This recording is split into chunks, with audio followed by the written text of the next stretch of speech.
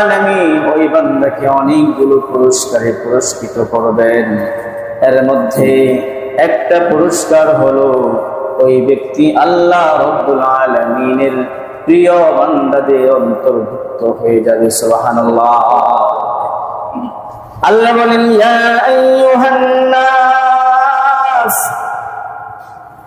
ইন্না খালাকনাকুম মিন যাকারিন ওয়া উনসা وجعلناكم شعوبا وقبائل لتعارفوا إن أكرمكم عند الله أتقاكم আল্লাহ তাআলা বলেন, ইয়া আইয়ুহান নাস, ও দুনিয়ার মানুষেরা, ইন্না খালাকনাকুম মিন যাকারিন ওয়া উনসা, আমি তোমাদেরকে